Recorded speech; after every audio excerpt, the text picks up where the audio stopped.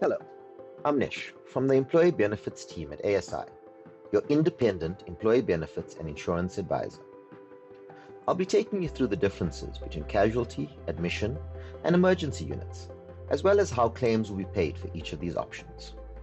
Let's start with casualty. Imagine it's a Saturday afternoon and you start experiencing flu symptoms. You develop a terrible cough and your condition starts to deteriorate. Unfortunately, your GP is closed. Your alternative option is to visit a casualty unit for assistance and treatment. You would usually visit a casualty unit, or casualty as it's commonly referred to, when 1.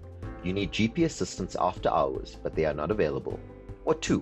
When you have an injury or ailment that needs immediate attention but is not life-threatening. Examples of this include anything from a fever, a minor injury from a car accident, a broken bone, or stitches. With any visit to casualty, remember that pre-authorization may be required for certain medical plan options. You don't have to schedule an appointment to visit casualty.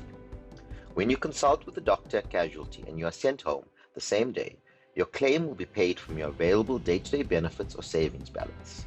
If your day-to-day benefits or saving balance has been exhausted, you will be liable for this payment. If you consult with the doctor at casualty and you are admitted to the hospital on the same day, your casualty claim and hospital claim will be paid from the hospital benefit and covered at the medical scheme rate. Next up is admission. In this scenario, imagine that your specialist advises you need to undergo a shoulder operation and schedules it for the following week. You're required to spend 3 days in the hospital. Admission, therefore, occurs when it's medically necessary for you to be hospitalized and you're required to sleep at the hospital overnight.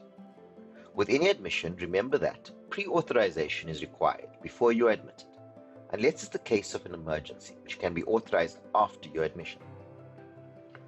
All claims related to your stay in hospital will be paid from your hospital benefit at your medical scheme rate.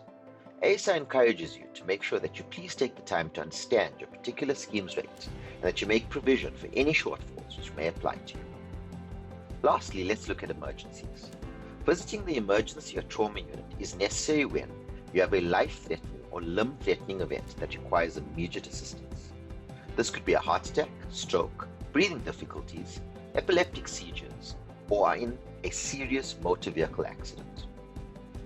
With any visit to an emergency unit, remember that an authorization number is required, but not before admission. You do not have to schedule an appointment. All claims related to your stay in hospital will be paid in full from your hospital benefit, as long as the emergency meets the criteria of an emergency.